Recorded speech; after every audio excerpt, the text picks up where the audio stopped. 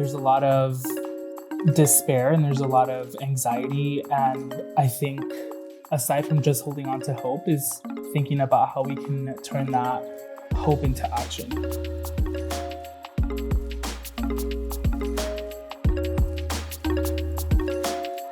This is Read the Room. We're your hosts, Alex Gonzalez and Angel Medina. I think it's important that we set the room because you can't read the room if you don't set it. So, brief history. At the ACLU of Arizona, we are committed to defending the rights and freedoms of all Arizonans. Our work encompasses a wide range of issues, from fighting for fair treatment by the government to protecting LGBTQ plus people from discrimination. We also advocate for equal rights for LGBTQ plus Arizonans and their families so that everyone can live openly, safely, and with dignity. And yet, we know that despite this work, many don't feel safe in our state. Yeah, such an important point to highlight. I think we'd be remiss if we didn't acknowledge that safety isn't experienced equally across our community. Different members of the LGBTQ plus community hold varying levels of privilege, which can ultimately shape how safe and comfortable they feel in their daily lives and their communities and interacting with others as well. I think this is especially prevalent for trans individuals, LGBTQ plus people of color, immigrants, as well as young people in particular. The stakes can really be pretty high. Yeah, and I think for some people, we might forget sometimes that we are in Arizona and it is a little yeehaw. It is a little bit of the Wild West for many reasons. Our state tends to be very centrist and often unpredictable when it comes to politics and our political makeup. We can take the 2024 general election as an example. Voters approved a measure to enshrine abortion protections into our state constitution and rejected the extreme candidates. But at the same time, candidates who ran on platforms that suppressed civil rights and liberties secured powerful seats across our state. So at the state legislature and at the local level, it seems like we tend to be able to really reject those extremist talking points and candidates. But in other regards, I think it sways back and forth.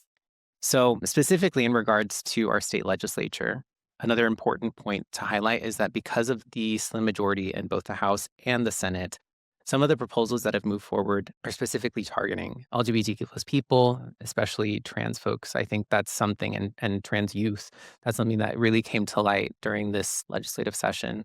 And so these proposals have included efforts to ban the use of young people's chosen names and gender pronouns, restrict bathroom access, and bar transgender students and athletes from participating in school sports. So we'll dive into those proposals at a later date and in a future episode, but needless to say, they are deeply problematic and just outright discriminatory. Another thing to note as well is that since being elected in 2022, Governor Katie Hobbs has been a critical safeguard in throwing out anti-LGBTQ plus legislation. But again, because of that sway and that back and forth in our political standing as a state, nothing is ever certain, especially in an election year like this one. And communities shouldn't have to rely on one person's signature to ensure their well-being and safety. That should be a priority. And this brief and recent history is only a glimpse into why Arizona is such a complicated place politically. And that was just in the last 2 years. That was just the last 2 legislative sessions, what we've seen, what we know. So that's just the last 2 years. There's this tension between progress and backlash, hope and resistance, inclusion and exclusion. And those sorts of dichotomies, I think, is what really led to the creation of this podcast. Because while it might feel like certain lawmakers are doing everything they can to target queer Arizonans, we know that there's also really powerful and resilient voices that are pushing back in the ways that they can and trying to be as effective as they can. I think in each episode, what we're going to really strive to do is speaking to people who are living these experiences on a day in and day out basis. So speaking with advocates, community members, organizers, and experts who bring that lived experience and that knowledge to these conversations. So together we'll explore how policy decisions and political debates are actually being felt throughout Arizona's queer communities. Which I think is a perfect segue, Alex. I think that with that in mind, this podcast is about digging into these issues, having honest conversations, and uplifting the voices of the people who are shaping the future of the LGBTQ plus rights and advocacy in our state. So on that note, let's read the room and get into it. The first question: Arizona can sometimes feel like a complicated or hard place to be queer. Where do you personally go? Whether it's a certain space or you look for a certain person or lean into a community, where do you find that sense of belonging or hope? A bit of background, I did grow up in a very Christian household, so it was, like, very taboo. I didn't, like, actually come out, I was outed, so it was weird. It was, like, finding a space to feel safe and, like, belonging. I think it was a lot of media. So, like, I did find a lot of hope and belonging in pop girlies, it's rumored within the community that at 13, every gay man is assigned a pop icon. Mine was Beyonce. But aside from that, just social media felt like a very safe space growing up. It was like, oh, like I don't have to talk to anyone about anything. I can just digest this information and feel like, oh, yeah, I can relate to what's happening in the media, what's happening on social media. But as I grew up and was more open with who I was and felt more like I was able to step out into the community, I think drag has been very like, it's great to see a lot of drag performers here in Phoenix. I think also just reading a lot of, like, LGBTQ plus books, a lot of LGBTQ plus media has just been very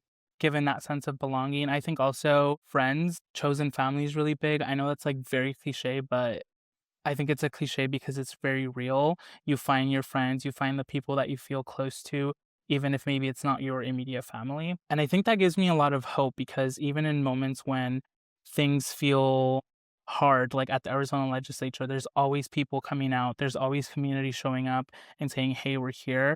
And not just we're here to stand up against this, but we're here together and like you can see if you're part of this community, we're here to defend your rights. We're here to stand up against this. I mean, you hit it right on the nail. I know that we share some of those same kind of similar, just like circumstances growing up. I mean, I also grew up in a pretty conservative Latino household, and I feel like there are just certain things that are talked about more openly and freely. But I think having certain people that I could lean on within my family that were also gay and kind of had already understood what that kind of entailed was really, really beneficial. So that was kind of like within my family and then looking outwards and looking to community similarly. I think where I find this sense of belonging and hope and prosperity is like, for instance, when I go to a drag show or to like a drag brunch and I forget all the shenanigans that are happening in the real world for a couple minutes, and I'm just able to really enjoy the performance and see these queens just, like, absolutely serving and doing the most, which is great, and I genuinely just feel like those are some of the moments where I feel the happiest and feel in community and feel seen and don't feel like I have to put on this front. Additionally, I would say when I was younger and coming to terms with myself as an individual, I think just having, as you were mentioning, just whether it be TV shows or movies or books. And while they may not be perfect and can sometimes, stereotype or generalize a community, I think that just having those points of contact with that sort of media that kind of helps validate what you're feeling or maybe what you're going through is definitely just so important. And then the last thing that I just want to bring up is as a journalist, I think it is awesome and just amazing that Arizona has a journalistic outlet that is devoted to covering and reporting and investigating on queer issues. So for those of you that don't know, look out. I think as a journalist, I just really appreciate the nuance and the journalistic integrity that they bring to the table. And so yeah, that was just me as kind of a former reporter just being really stoked about that. Yes, I love it.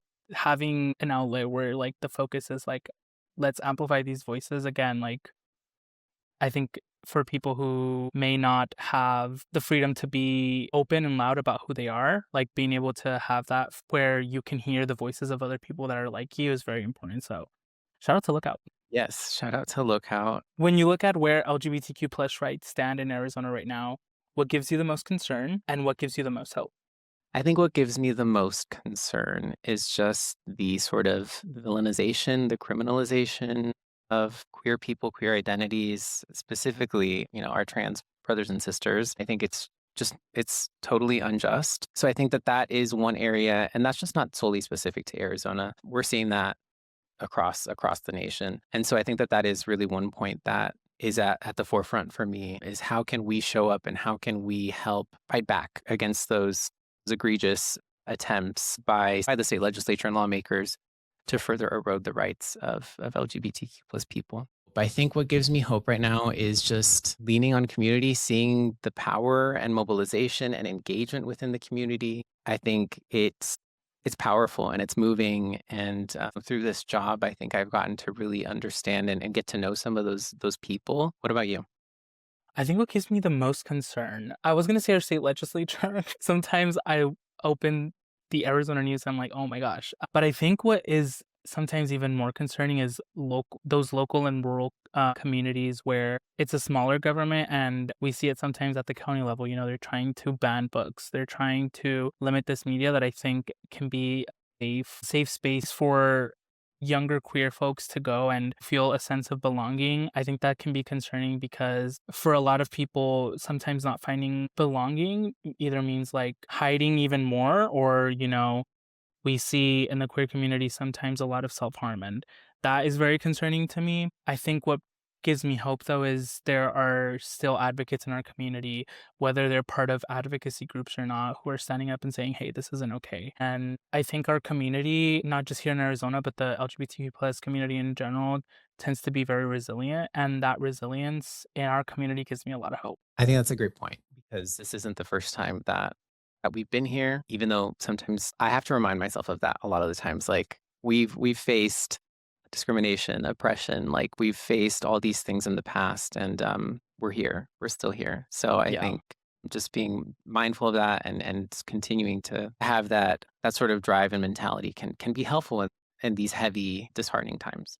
Looking back, what moments stand out to you as significant for Arizona's LGBTQ plus community, whether it made headlines or not? And I guess what has shifted since then? I think I was thinking about this question because we did prepare before this. Had a couple of things. I think the first one, seeing more legislators at the Arizona State Capitol that look like us or identify as similar identities as some of us in the LGBTQ plus community, I think has been very important because even sometimes when things do pass, I know that there's legislators there on the Senate floor, on the House floor, advocating for our rights. So that's been a very, I think, big shift and a sense of hope that I think has been very big for the LGBTQ plus community in Arizona. And then the second one did make a lot of headlines. I mean, the first one did as well. There was legislators who were on Teen Vogue, which I was like, oh my gosh, that's so cool. But the second one I think made a lot of noise was the passing of Prop 139 and the abortion access being enshrined into our Arizona Constitution. And well, I think at the surface level, like it might not seem like, oh, like how does that relate to the LGBTQ plus community? I think at its core, the fight for Prop 139 was about bodily autonomy and whether or not the government can tell you what you can do with your body. And I think that relates back to our trans siblings in the LGBTQ plus community. A lot of the debate is whether young trans people can access medical assistance to transition. Now we're seeing it for adults as well, but I think it gave me a lot of hope to see that our community in Arizona could come together. Like the government shouldn't tell us what to do with our bodies. In my head, in my brain, it makes sense that we transition that same messaging and that same mentality to issues that affect our trans siblings. I feel like there's so much focus put on Tucson and Phoenix, right? Which is where we're both at. But there are queer Arizonans in rural parts of the state that are doing what they can to cultivate that sense of community that we've been talking about. And so I read several accounts of just like how people are going about doing that. And I think that that is just amazing and can't be overlooked because there's a lot more to explore. Yes. So that is one thing that also gives me hope is just how those folks are kind of doing with what they have to cultivate that sense of community belonging and resilience as well. I think this is our last question. What do you want our listeners to carry with them if someone queer in Arizona is listening to you right now? What do you want them to hear as we embark on this journey? What I really hope that we're able to showcase through Read the Room is how nuanced LGBTQ plus life and queerness in general is. I think a lot of the times I feel like we are siloed or we're kind of like set to one side. It's like, oh, they have their own baggage, their own things to deal with. When in reality, I think it is so deeply connected and embedded with just all the other issues that we work on, which I think is something that I'm excited to dive deeper into and really show our audience how the infringement on other rights directly impacts LGBTQ plus people, and sometimes even with greater intensity. What about you? I think something I want our listeners to carry with them, like if there's someone queer in Arizona, now is the time to like hold on to hope. But also, there's a lot of despair and there's a lot of anxiety. I think aside from just holding on to hope is thinking about how we can turn that hope into action. How can you combat these narratives and this rhetoric that's anti-LGBTQ plus, anti-trans? And I know that can be hard, but it's doable. And if you're hearing this podcast and you feel like you want to take action, but you don't know how to, plug into your community, plug into the ACLU of Arizona. We have amazing organizers who are ready to help you take action. And even if you maybe don't want to connect with our organizers or connect with people and you feel maybe a little bit more introverted, there are tools, there's information that you can use to take action. I hear a lot of people on social media, because I'm like chronically online, there is a sense of like anxiety, and I know people want to take action, but sometimes it's like, how do I do it? It can be a little scary, but it's doable, and there's a community who wants to help you take action. While the thread running through every episode, as we've previously mentioned, will be the experiences and perspectives of LGBTQ plus Arizonans. We're excited once again to explore and dive deeper into a wider range of issues that intersect with our community, because queerness, as if it hasn't been made clear, queerness doesn't exist in a vacuum. Yeah, like you're saying, our lives overlap with so many other things, like civic engagement, politics, immigration, work, education, culture, and underscoring these connections helps us get a better sense of what is really happening in Arizona. So what does that mean for this podcast? It means that we'll talk about things like harmful ballot referrals and what they could mean for real people. We'll break down First Amendment issues and how certain proposals could threaten drag performances and creative expression in our state. We'll also be looking at workplace discrimination and what protections LGBTQ plus employees do or don't have. We'll explore the complicated intersection of immigration and immigrant identity and LGBTQ plus identities, and kind of what that means and how to navigate these two systems that weren't built with certain people in mind. And of course, as it is an election year, we'll also be talking about voting, civic engagement, the importance of representation, as we previously touched on, because we know that who holds power and who has a seat at the table has a direct impact on all these issues that we're going to be talking about. Oh my gosh. As we were reading through this list, I realized there's a lot to unpack. But that is the point. Arizona, like we said at the beginning, is complicated. There's that back and forth in our political makeup and the communities that make up Arizona. So those are the conversations that need to be had. Whether you're deeply involved in advocacy or just getting started or wanting to pay attention to what's happening, I think it's important to say that that is all okay. There's a place for you, and we're glad that you're here. More than anything, I think we hope that that Read the Room is really a space to learn and just like have an exchange. And it's okay if we don't know all the answers. Until next time, remember, you have rights. Make sure you know them.